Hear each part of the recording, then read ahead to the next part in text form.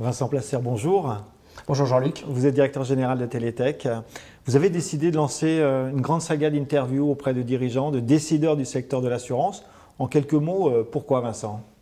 Aujourd'hui, Télétech a une base de clients beaucoup dans le secteur assurantiel. Ça représente la majorité de notre chiffre d'affaires et c'est un secteur qui est en constante évolution. On le voit par les demandes qu'on reçoit. Donc, ce qui nous intéressait, c'est d'essayer de mieux comprendre aujourd'hui ce que attendaient les entreprises de ce secteur, mais aussi un petit peu ce vers quoi elles allaient, de manière à pouvoir aussi s'y préparer pour être en capacité de les accompagner. Et puis, à titre d'observateur, c'est toujours intéressant de mieux comprendre les enjeux d'un secteur dans lequel on doit entraîner, nous, plusieurs centaines de collaborateurs sur ces questions.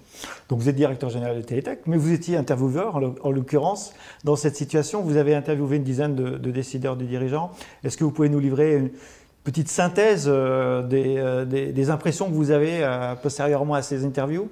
Alors, ce qui était intéressant, c'était que c'était très riche. On avait une diversité d'acteurs qui représentaient un petit peu finalement l'ensemble de l'écosystème et c'était de ce point de vue-là extrêmement intéressant. Ce qu'on voit, c'est que tout le monde observe ce qui se fait en matière d'intelligence artificielle, mais on a des observateurs extrêmement raisonnés qui finalement ne croient pas du tout à des promesses chimériques, mais au contraire se disent comment transformer ces outils en quelque chose d'extrêmement extrêmement concret. Donc ça c'est intéressant.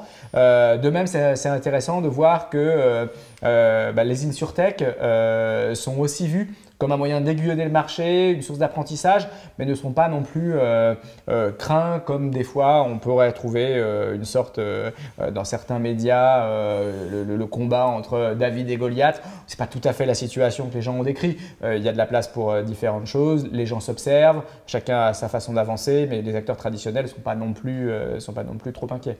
Une journée positive en termes de contenu, on viendra tout de suite après sur Télétech. Oui, une journée qui, de mon point de vue, m'a semblé positive. J'espère qu'elle le sera aussi pour tous ceux qui suivront cette série d'interviews et que pour l'ensemble des personnes qui ont pu y participer, ils ont eu l'impression de faire passer leur message sur leurs activités et leurs actualités.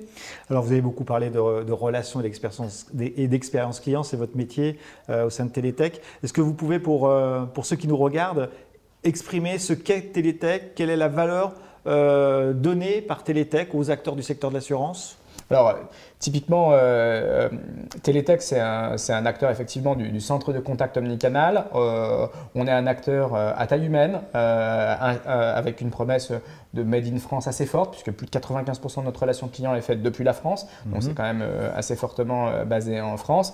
Ce qu'on apporte, c'est on intervient sur l'ensemble de la chaîne, le développement commercial, le service client et puis une promesse technologique avec justement notre technologie d'assistant conversationnel vocal, donc un callbot qui permet de travailler sur cette hybridation entre l'humain et le digital qui nous aussi nous semble clé pour les années à venir.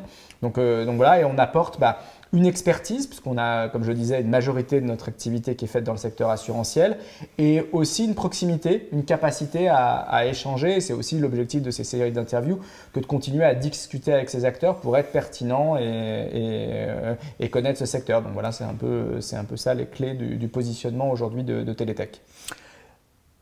Un des sujets de cette journée, Vincent Placer, c'était l'hybridation en fait des intelligences, la technologie, mais aussi des intelligences humaines.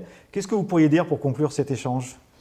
Moi, je pense que cette hybridation, elle est inéluctable. C'est sûr que ça a du sens. On n'en est pas encore au stade de la maturité très clairement. Donc, il y a encore des progrès à faire.